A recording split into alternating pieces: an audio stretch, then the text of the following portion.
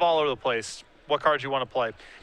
It feels like Burn is getting to a pretty set 60 cards. I feel like this is the 4th or 5th time in the row I've covered Burn where it's essentially been the same main deck.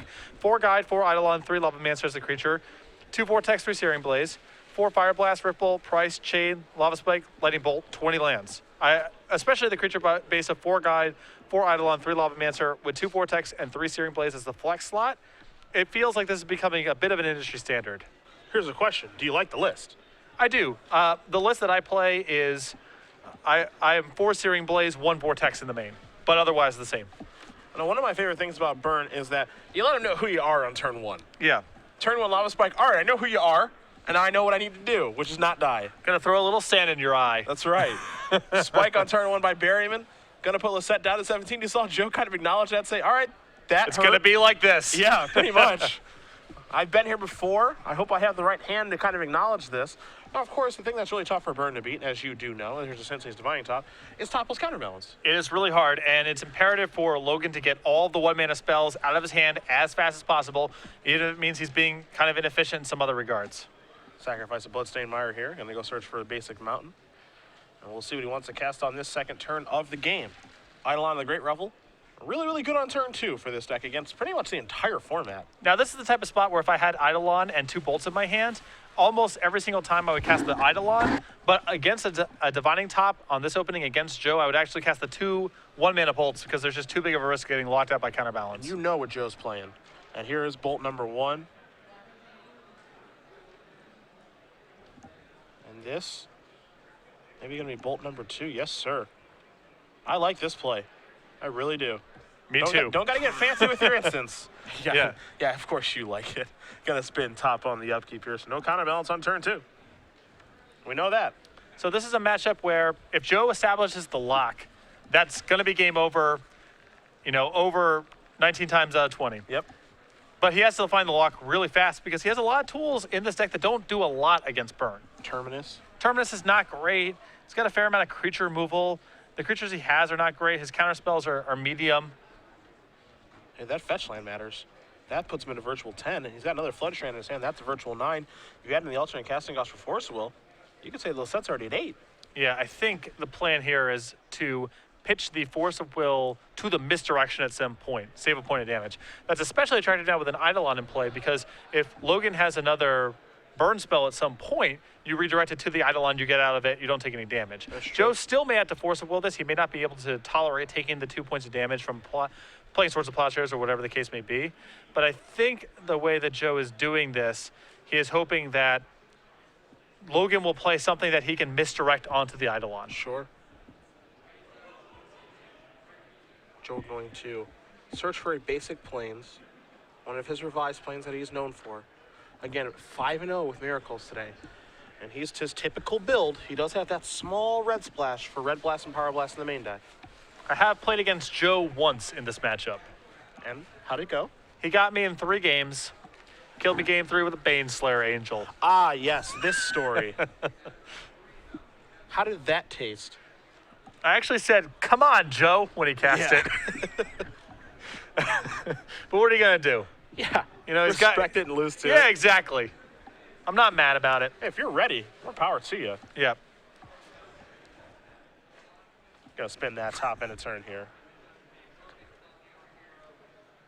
Now it's time to draw a card. Terminus it is. Now we can't forget, that costs a lot.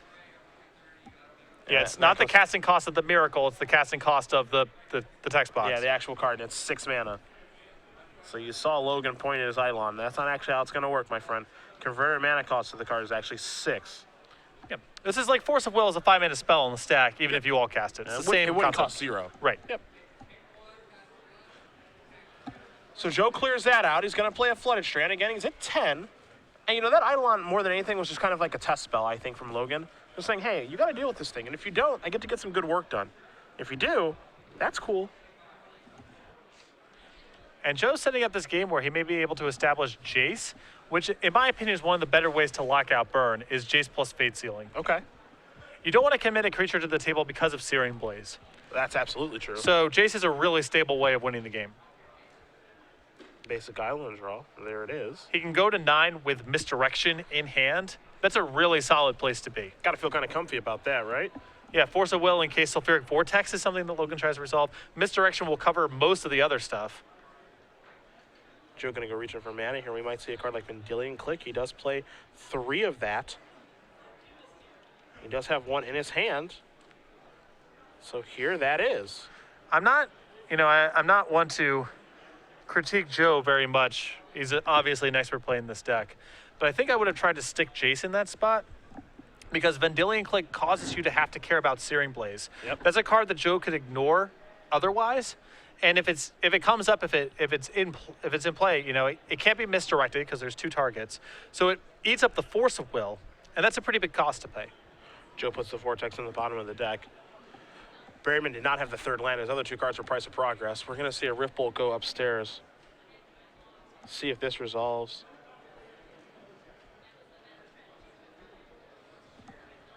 Pop isn't great right now, as it'll only deal 2, basically. The first one will probably deal 3, because the set will be forced to sacrifice the Flooded Strand. You count the Mystic Gate, that'll be basically a Volcanic Hammer. The concern is Joe just has to be mindful of the spells that he cannot misdirect. Yep. That's the big thing. Pop being one of them. Yes. Because the Force of Will is a big cost. I mean, taking a point of damage here, that could make the difference. Yep. So. Now the set's going to search up a basic island. He'll be able to spin the top. And I imagine once that happens, Berryman will probably fire off a spell.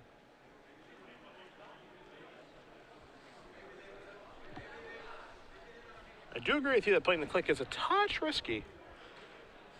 Yeah, if Searing Blaze comes up now, it basically has to be Force of Will, which costs you your Force of Will Yep.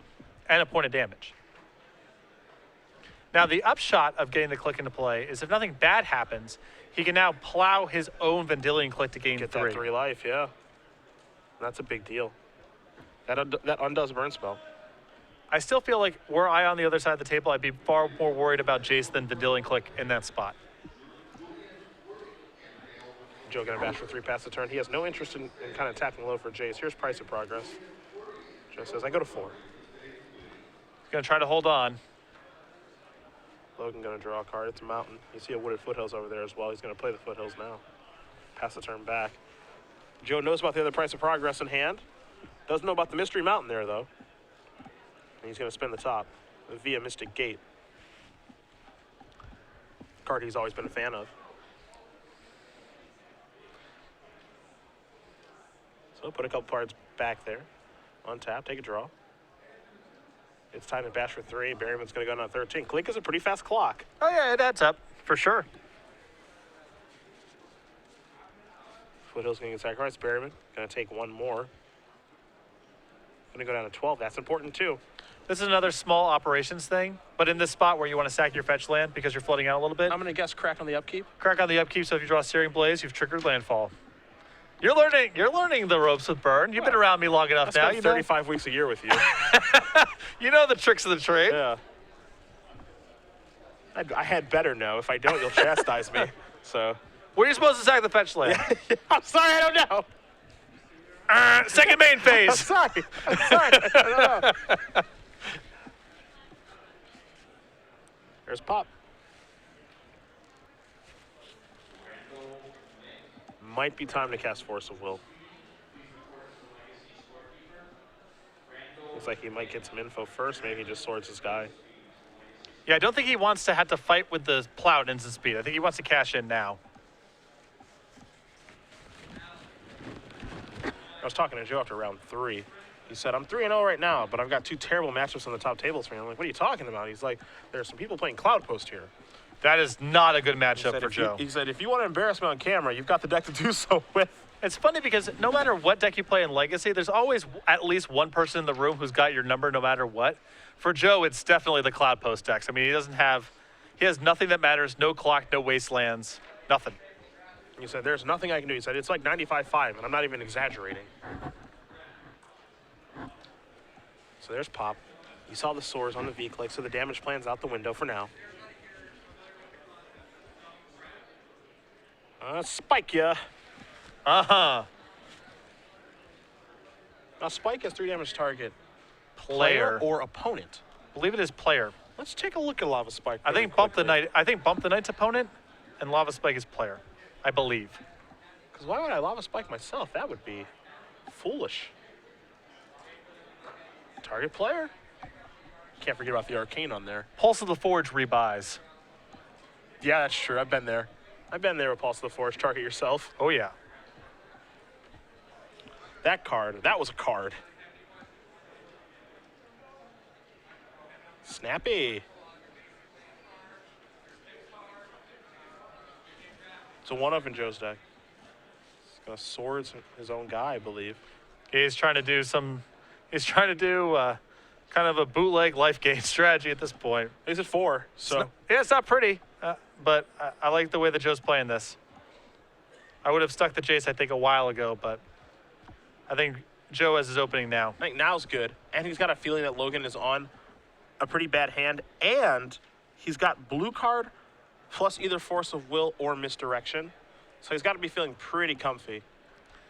Yeah, it's one of those spots where he would have cast anything that he had, and Logan's had multiple opportunities to cash in Searing Blaze, so it just has to be a land. Nothing else makes sense. Top card goes to the bottom. It's time for the Mind Sculptor to get to work. Now Lossett does have a Tundra that he could play. It's a little bit risky. He's at 4. Price of Progress is a thing. But Logan has cast 2 already. So how much does he care about it? Looks like he's not going to play the land. Logan was going to play a land, so he gives a little bit of info there. Well, I think Joe would bet his life right now that that card in his hand last turn was the land. I think so, yeah. Nothing else makes sense. So now Lossett gets to untap.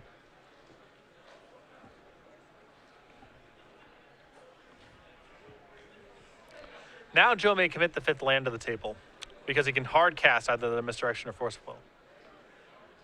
Still may not be something where he wants to fight over Price of Progress, though.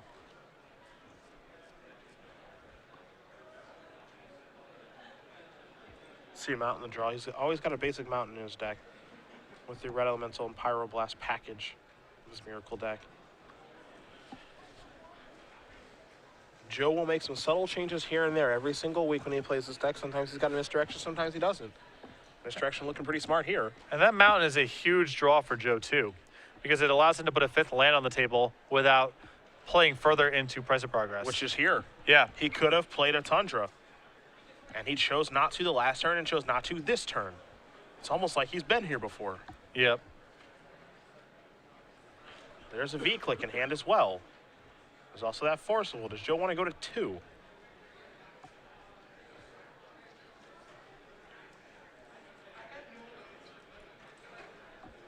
Not worth the fight yet. This would be another spot for Sun Shock, which we mentioned earlier. My goodness. Would you stop? Would you?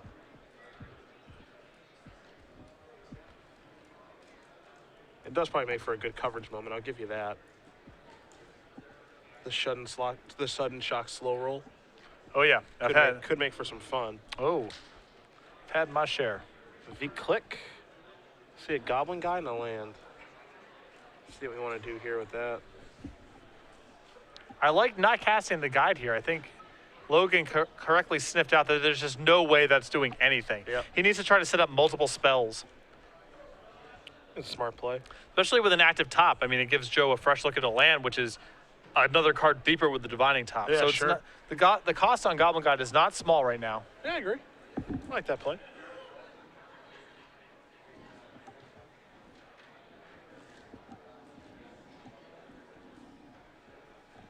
Venser the draw. Joe's really finding a lot of creatures this game.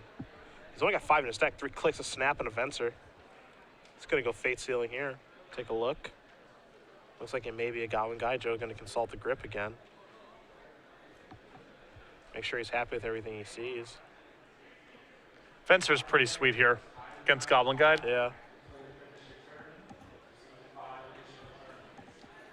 Can trade with it. Can maybe get a little more fancy if he wants. He's been known to get a little fancy with Venser. There's a guide. And Joe is doing all of this with still Misdirection and Force of Will left over. And blue cards. He has been extremely careful about making sure that he manages his life total and leaves up some backup. 2 guides. Joe crosses that off the list. He knows everything.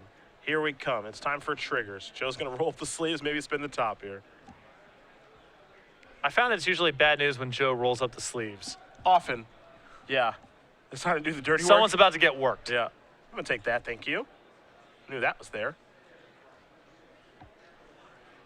Now I'm going to spin this. Take a look real quick. Make sure I get my land. I want to clear my top. There's a counterspell. That's a beautiful card to have. Yeah. Yeah. Goblin Guy trigger. Yes. We have not gone to blocks just yet.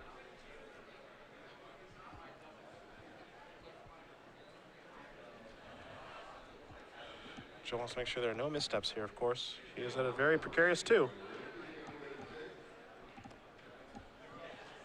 Now it's time to draw a card. Oh, look at the value. Me, oh my. Might be his favorite play. Oh, yeah. Did it last time we were here in Dallas. Activate top response, play Venser, bounce my top, draw the card, kill your stuff. And now the full lock is in. Yeah. I mean, it's not dividing top, but with all the counters he has.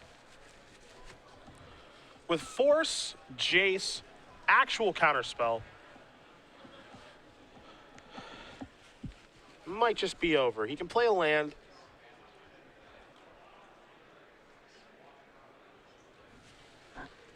Play a top too. Yep, there's that and that. 4 mana available. 6 cards in grip. Happy, happy. He knows what he's drawing. Who are you? You're a Fire Blast. I think I might just counterspell you.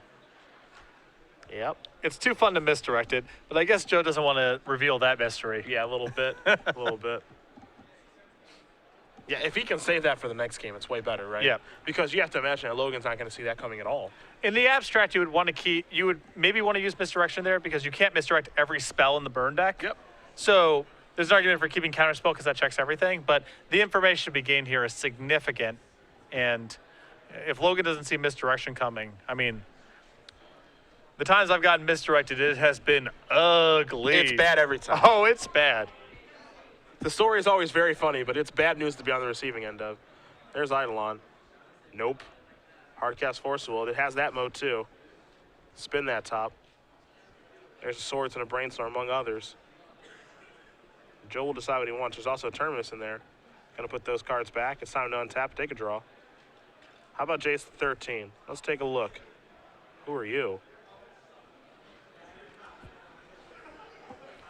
Consult the hand. Put something irrelevant on the bottom and get sudden shocked. That's all I'm hoping for. Yeah, you here. are horrible. You are the worst guy. Joe's gonna show Logan Jace the Mind Sculptor, that ultimate. It's a good one. It's not good. Fine, it's not good, it's great. It's not good for you, Logan, I can tell you that much. Hiya! Price of progress?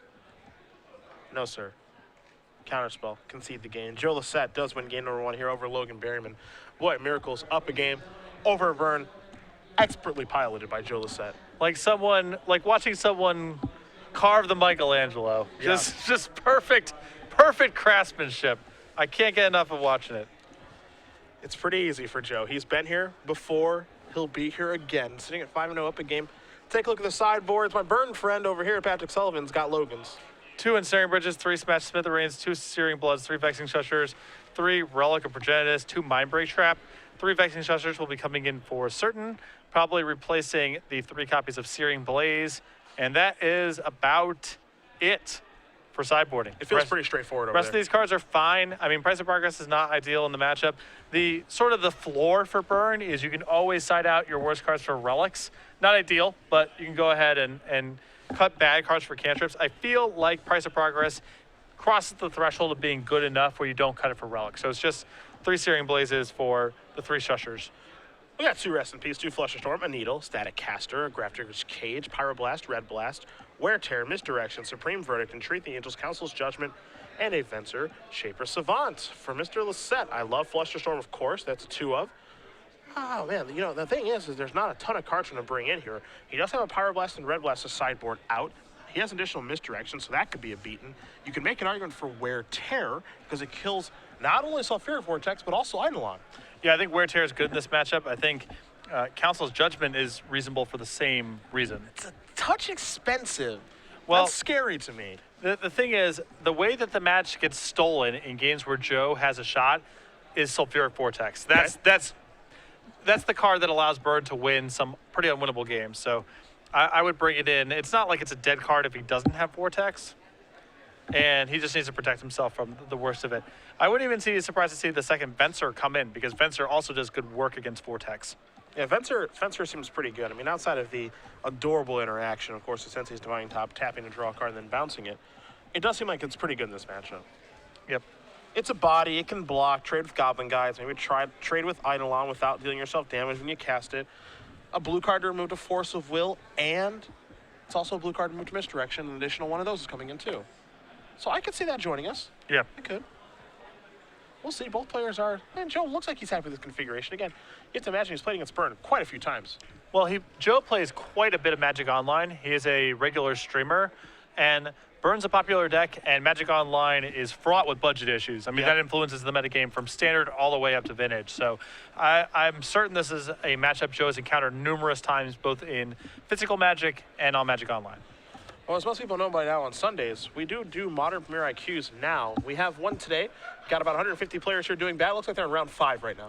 Yep, so these IQs are available for stores to run $5,000 in cash prizes. Open points for all participants. Top 4 receive invitations to the Invitational, side event prizes, all that stuff. These are big events. You can run them at your store. We're also running them every Sunday on the Open Series at 10 a.m. They are all modern all the time at the Open Series. But if you're running these events at your store, there's more flexibility. You can run whatever formats you want to. So we already have a couple of these IQs up and running. I believe a couple of the premier IQs have already fired, in fact. Not outside of the Open Series. Absolutely. I mean, in physical stores. We have a couple of events coming up and more to come in 2014. Yeah, you guys can run this if you're a store. It's not tough. Much like, SCG Game Night, which you can, register and do. You can also do Modern Premier IQs as well. It's not something that we're only doing on the Open Series. And you can run any format that you want, which is also really, really cool. So if you like Modern, that's sweet. We love Modern too. That's why we're able to bring it to you. If you want to do Standard, we know everybody loves that. If you want to do Legacy, sure, why not? Whatever you want. Absolutely. So, again, these are pretty high levels of organized play. Again, $5,000 in cash prizes and top 4 invites to the Invitational. So great tournaments to bring to your local area. Invitational. I mean, 3 weeks. No, excuse me, 4. Take it back. 4 weeks. In Jersey. Of course, you. You're going to be back home again. Cue up the I'm Coming Home video. Which one, with or without P. Diddy? Without. Thank you. That's without. That is the correct answer. Maybe it's just Diddy now. I don't even know what his name is anymore. Yeah. Maybe it's just Sean. The Mumbler. Yeah. The song Ruiner. Ruining all of Biggie's tracks. Game 2 about to be underway here for Berryman and Lossett. We're going to see if Joe can take this one home, move on to 6-0, be 1 win away from the double draw in. Again, this is such a big weekend for Joe. Yeah. He was able to carve out his top 32. Not the finish he was looking for in the Standard Open, but still fine.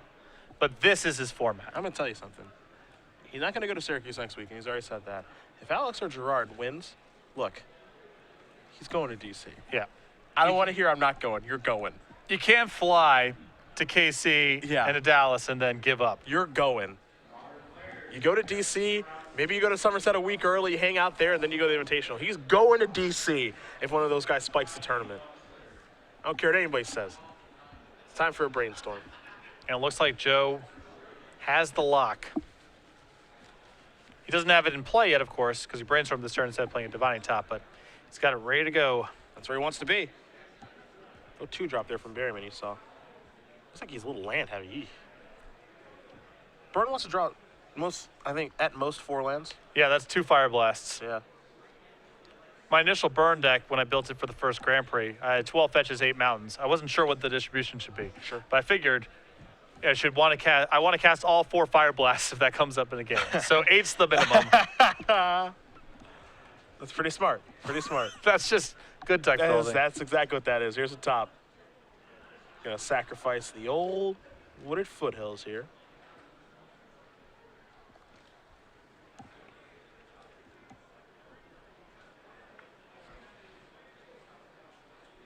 See a Shusher in Logan's deck. Not surprising to see that. Brian Camage, when he won in Vegas when we were there a couple months back, used Shusher to great effect. Actually, to beat Miracles in the finals. And it was excellent. Yeah. I'm not a big Shusher fan. I think it's pretty narrow. And I don't really like creatures against Miracles as a rule. But against Miracles, it does have moments of being very good. It does, yeah. So we'll see if Berryman wants to fire off any spells at the end of the turn. Now that he sees that, okay, there's a top out here. He's got an island available. That can mean a bevy of things. But I feel like he needs something to do. Looks like he has a lot of lands. All right, so he's just going to draw. Ooh, another land. Yikes. It's going to be tough. Yeah.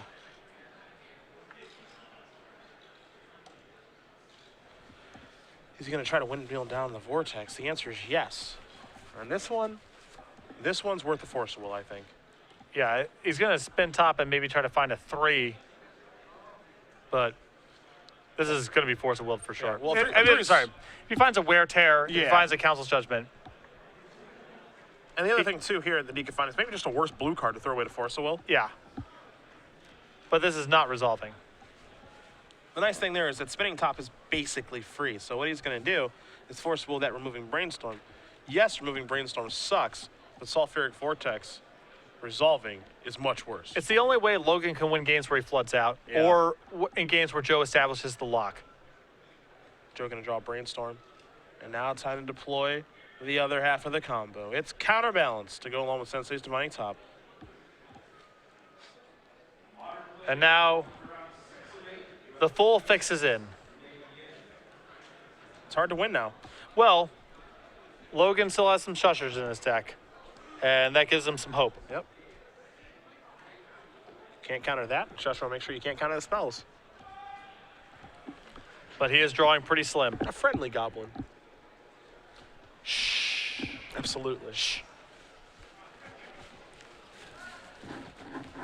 Is that what a mage is doing when they counter a spell? They're like yelling really loudly at it?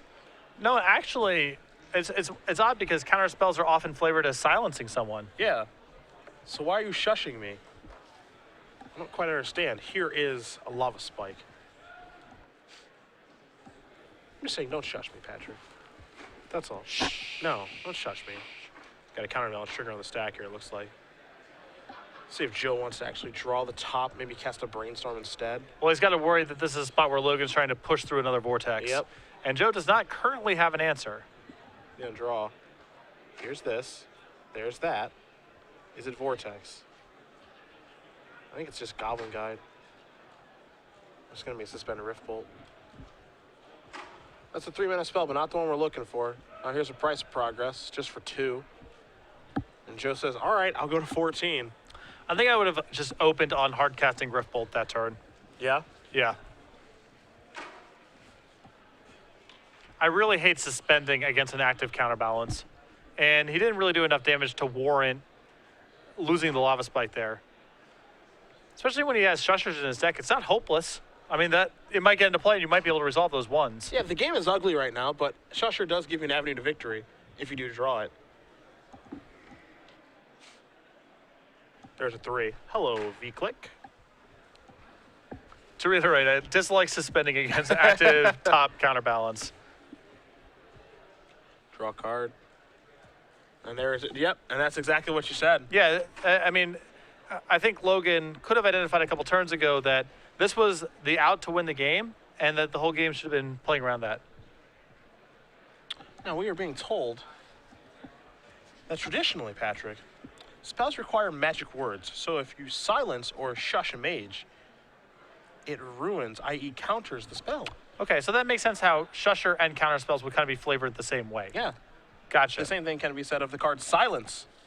Yes. You cannot cast spells because you cannot say your spell. Some Dungeons and Dragons action right Look there. at that flavor, I tell you. Shh. That's just smart. What also is smart is Terminus still being in the deck after sideboard to kill Vexing Shusher. Yeah, you don't want a lot of them, but you want at least a few. A bit of a hedge. It's insurance policy. That's a good one, though.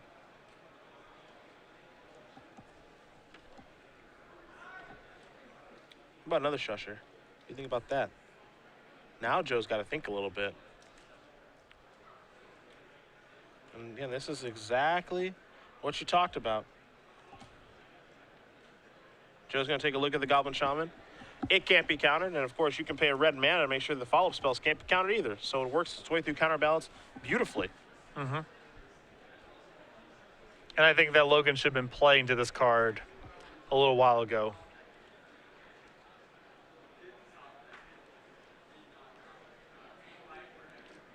So Logan may be getting some confirmation. You do have to preemptively use Vexing Shusher with the counterbalance trigger on the stack. So you cast a spell, counterbalance triggers. In response to that, you need to activate the Shusher on your spell. If the trigger just resolves and it matches, it's too late. So you have to kind of preempt it. A little bit strange, but that's what you got to do. And now it is Logan's job to not draw lands anymore. Now, this turn, I'm actually okay with suspending. Would you want to hardcast there? Still, I would still hardcast it because your Shusher may not get through to next turn. Oh, boy. I don't think it's going to. And actually, oddly enough, Logan saw that card. So I actually generally don't like the attack because he saw Vendilion Click from a top reveal earlier, but more importantly, Vexing Shusher is your way to win. Yeah. So it's more of an enchantment now than a creature. Once you're in top counterbalance lock, that's really the only card you have in your deck that matters anymore. It's basically Shusher and Vortex. Those are the cards that allow you to maybe get out. And Joe is thrilled to make that exchange. Now there's a Council's Judgment. So now everything's going bad for Logan here. Yeah. It is getting mighty ugly. I mean, this would have been a really challenging game to win, even with ideal play. And I think Logan did not squeeze the requisite value out of his Shushers this round. Joe gonna draw a card here. Looks like it was a Force of Will. And now Joe's on 14. That's a lot of life. 14's a lot. Logan's down to one Shusher in his deck. Two of them have died. I guess one of them was Terminus, so it could be theoretically shuffled back That's in. true. But for the time That's true. being, Logan's down to about one card.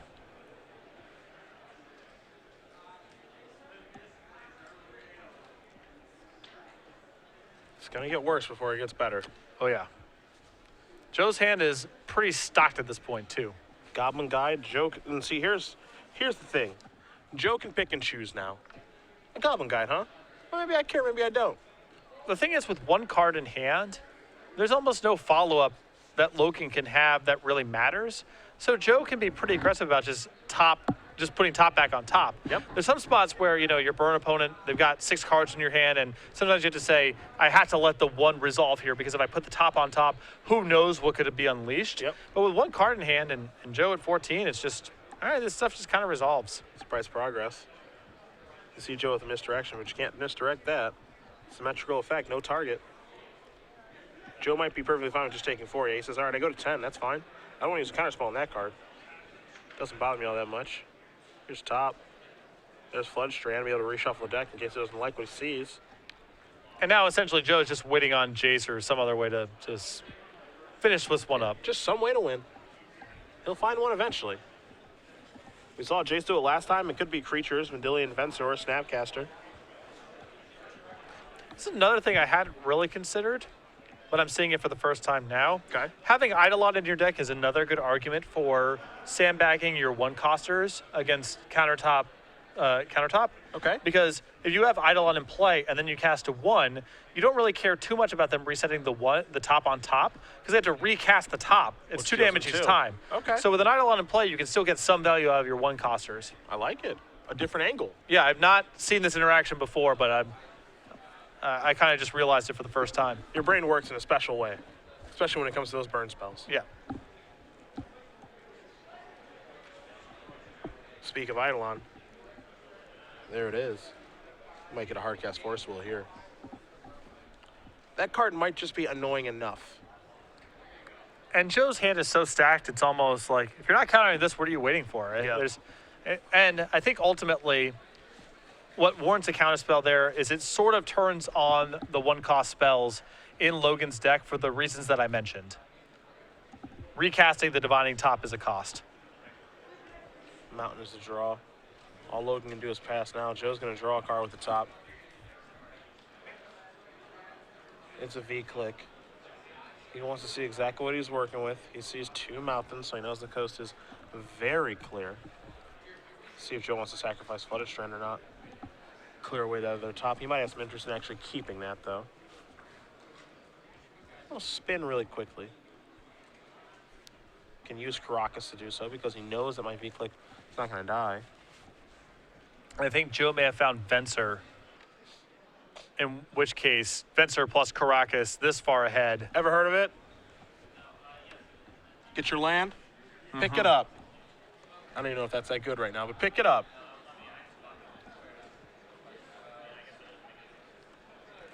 Maybe Joe wants to speed up the clock in air Oh, quotes. this again? Oh, come on. Twice in one match is really... yeah.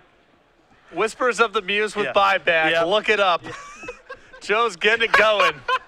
Haven't seen it in about 15 years, and Joe's getting it going right now. There's top. The best is when Joe did this last time. I remember so vividly when Joe did that play the last time we were here in Dallas. Matthias and I were just like, "That's pretty sweet. I don't even know if that's really all that great, but it's sweet." And then we're like, "Joe, why'd you do that?" And he gave us like some sort of reason, and he's like, "Also, it's super sweet." It was so funny. It was so funny. Ilon the Great Rebel in the house. But Lossett has a commanding lead right now.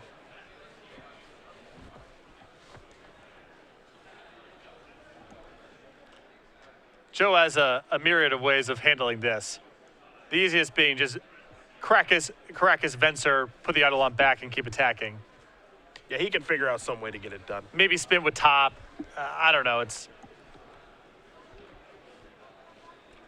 But Joe, he's this far ahead, but he does not want to do anything sloppy. 2 and 3 from the spinning of the top.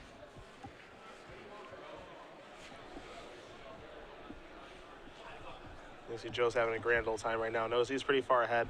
Some friendly banter with Logan. Logan knows he's in a world of trouble. And Joe says that can resolve. When you know that can resolve, that's horrible news. How about the beatdowns? Logan's going to go to 5. So now Logan's essentially locked. Any one coster triggers the Eidolon, and then Vendilion Click finishes off the job. That's true. And Caracas protects both of his creatures. Take a draw. That's the Wooded Foothills. He'll play that. Bloodstained Mire, hold the Foothills. Doesn't want to give that information away. Joe says, I'm going to pick up my Venser. I'm going to cast my Venser. I take nothing from your Eidolon. I'm going to bounce your Eidolon out of the way. I will untap. I've got a lot of defense. I'm going to attack for 5, and that's going to do it. Joe Lossett is going to win this match over Logan Berryman. 2-0. Blue White Miracles moves on to 6-0. I think that's overall a really solid matchup for Joe, and he's shown a lot of experience playing this matchup. I mean, valued everything the right way, and game 1 was particularly impressive. It was